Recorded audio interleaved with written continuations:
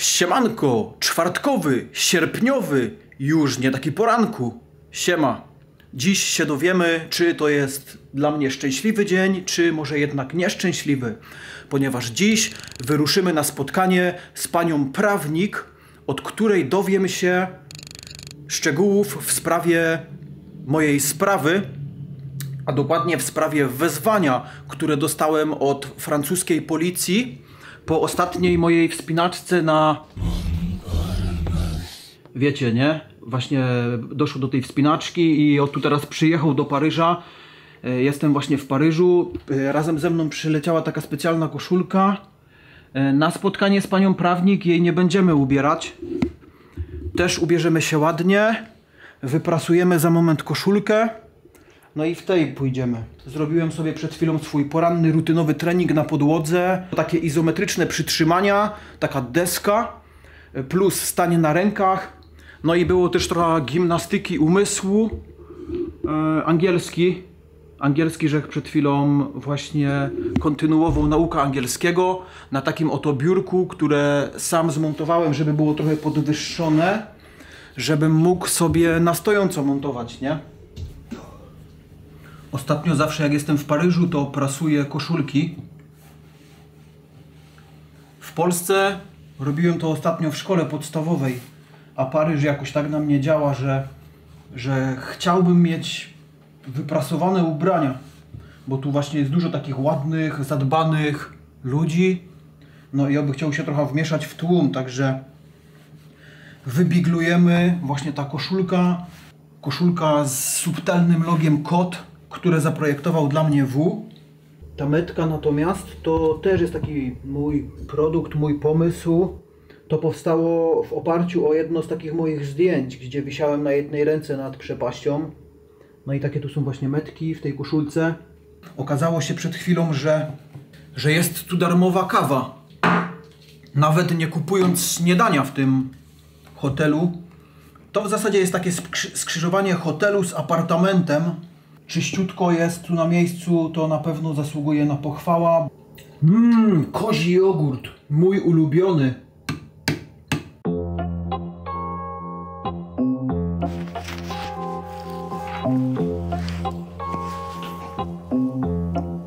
Stacja metra.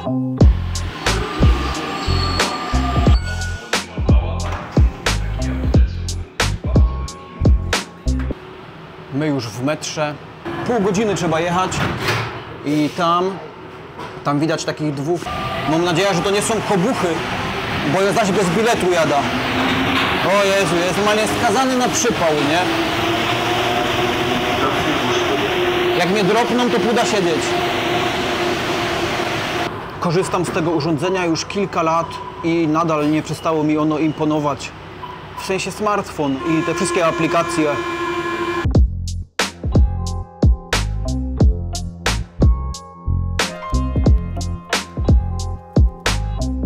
Paryskie metro, coś pięknego. Teraz jeszcze tylko kilka minut z buta i będziemy właśnie w biurze u pani prawnik.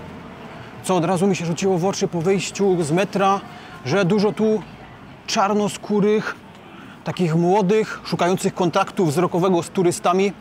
Wyglądają trochę, jakby chcieli sprzedać mi jakieś coś, jakby chcieli mi coś sprzedać, albo sprzedać klapsa i zabrać aparat.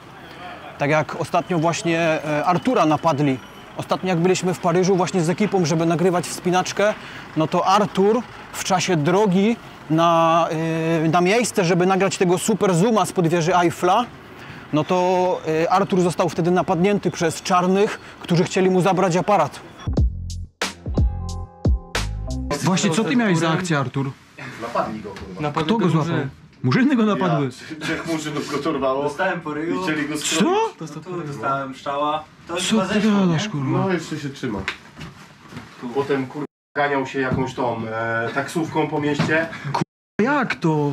No na barku go zaczepili. Znaleźli Kurwa, taki jakby ten park moment, taki gdzie szeroki. nie było ludzi. I drzewa po dwóch stronach i drogi. Czyli przy wieży Eiffli już samej, nie? Tak, no 18 minut mi nawigacja przezwała. I przeszło trzech krzyków, jakby z ławki z tamtej strony. Przeszedłem i idą za mną. No i idą z minutę i nagle kapelusz mi wziął. wziął mi kapelusz i ubrał se go. I wiesz, Dzięki. bez spiny, nie? I mu gadam, wiesz, z uśmiechem na twarzy, nie? You look good, coś tam, wiesz, żeby kurwa nie spinać się, nie? Od razu czy coś. Załagodzić sytuację. I wiesz, i nic. I se A gadałem. oni cię chcieli okraść? Tak. No. Bo sprawdzali co ma w plecaku, wiesz, zaraz- podnosili wagę. Co, nie wzięli ci aparatu? Nie, kurwa, co ty?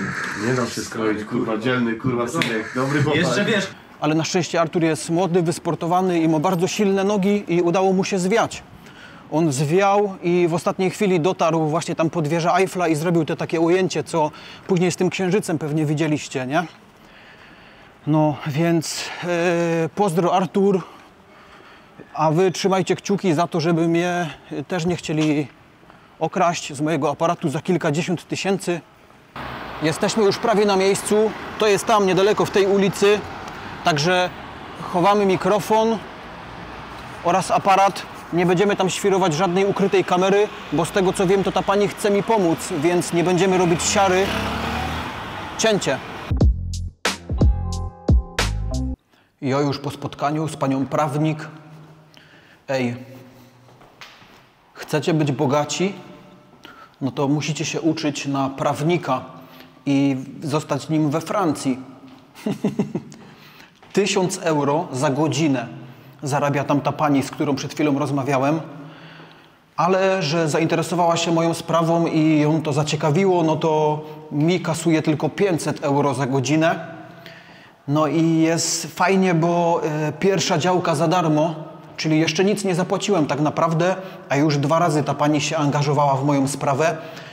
Pierwszy raz, no to analizowała wczoraj ten papier, no i teraz się też spotkaliśmy, żeby pogadać.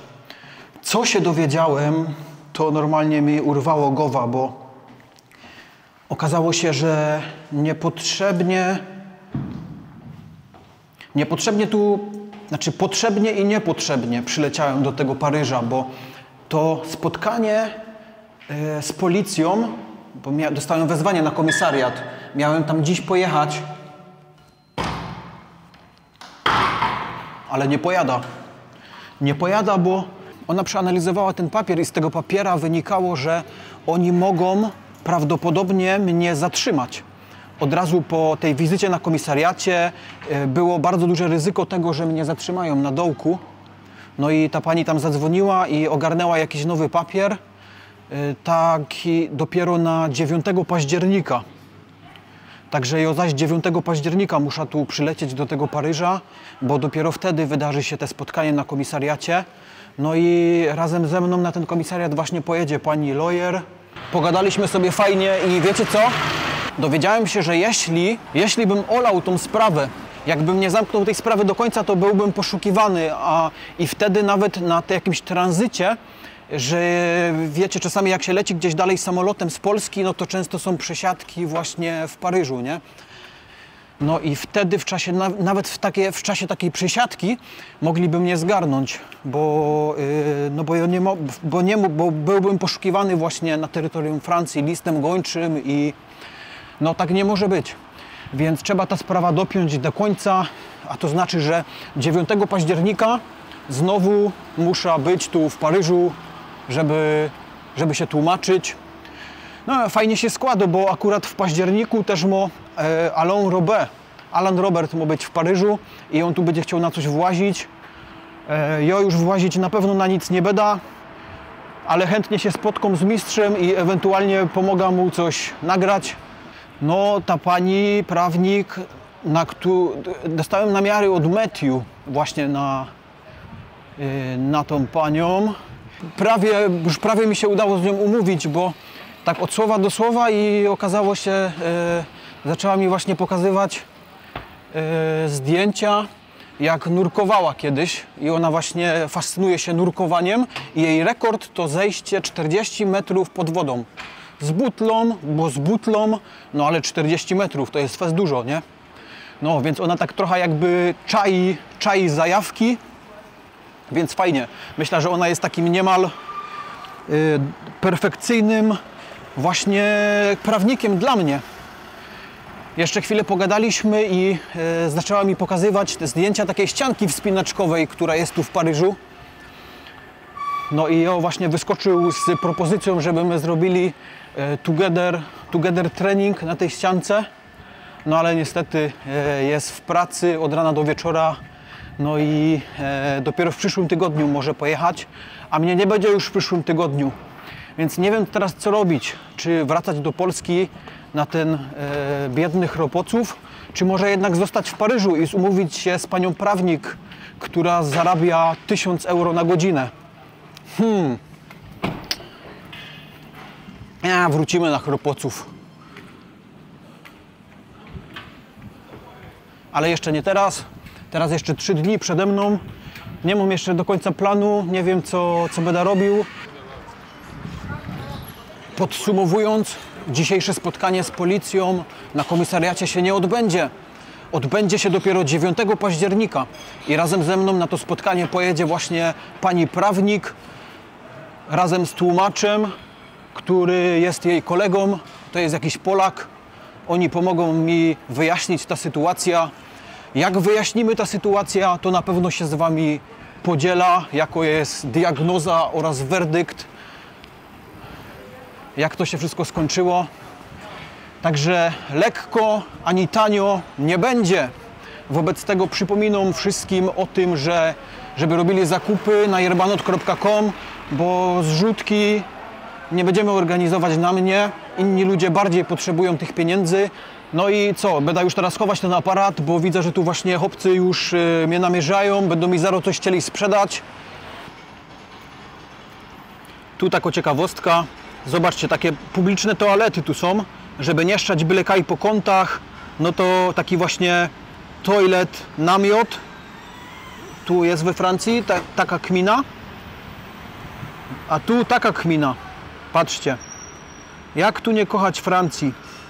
Jak oni tak wszystko budują, żeby się na to wspinać. I właśnie jakieś graficiarze już się tam chyba wspinali do połowy tego budynku. A można by się wspiąć na sam szczyt. My tego na pewno dziś nie zrobimy, bo musimy się obchodzić jak z jajkiem. Trzeba uważać. Także za moment trzeba będzie zrobić jakiś porządny trening, w jakimś zaciszu, żeby się zmęczyć porządnie, żeby właśnie nadmiar energii nie kusił do jakichś wspinaczek. Możecie w to nie wierzyć, ale jakość powietrza tu w Paryżu jest dramatyczna. Gorsza niż na Chropaczowie moim zdaniem, przynajmniej o tej porze roku. O tej porze roku jest czystsze powietrze na mojej śląskiej dzielnicy Chropaczów. W zimą myślę, że moglibyśmy się challenge'ować z Paryżem, kto ma lepsze powietrze, ale teraz to na pewno my mamy lepsze. Oni tu czuć normalnie, jakby się można było oprzeć o te powietrze, nie? Pani prawnik, z którą dziś rano rozmawiałem, nawet powiedziała takie coś, że tu dużo ludzi ma właśnie problemy z układem oddechowym, jakieś astmy i takie rzeczy, właśnie przez to zanieczyszczenie powietrza, przez ten taki smog z tych samochodów. Tu jest bardzo dużo ludzi i dużo samochodów. Próbuję cały czas to zmienić i na przykład jak ktoś jeździ na Uberze, to może taką hybrydą ino jeździć, nie? Taką półelektrycznym samochodem.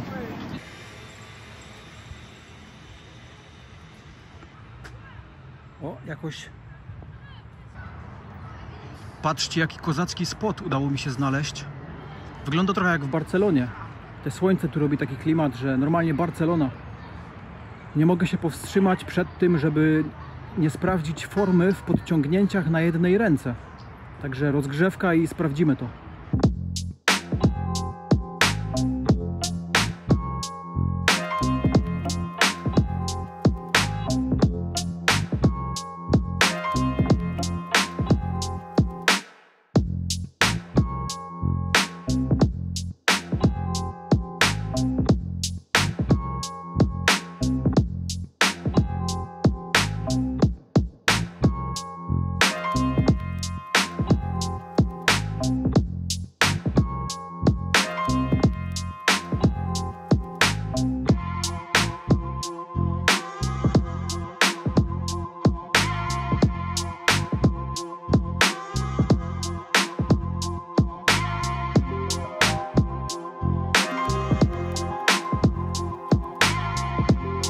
Wiem, nie były do końca czyste te podciągnięcia, nie było do końca prostego łokcia i tak dalej, ale i tak jestem zadowolony.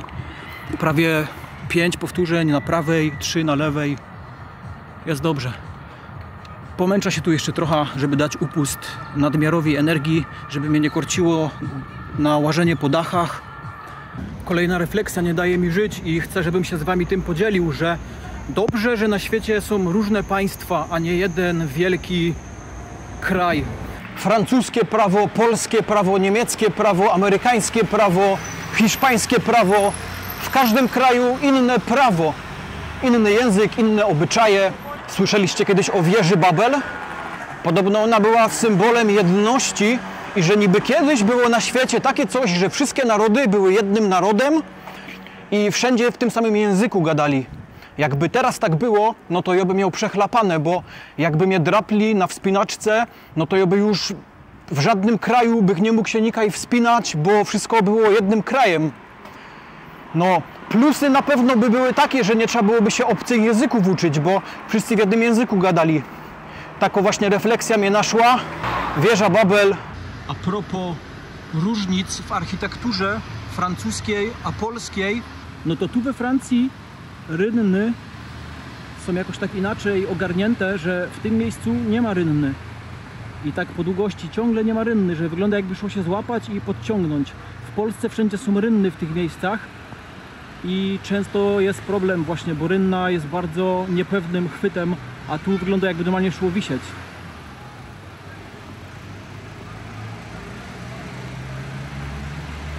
Tam też nie ma takich rynien jak w Polsce. Tu jest jakoś taka starsza zabudowa i tu jest rynna. Wygląda jak taki polski właśnie jakiś budynek. Tu też leci rynna, tego bych się nie chytał.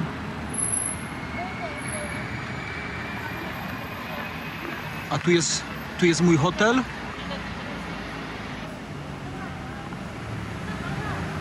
I też nie ma rynny.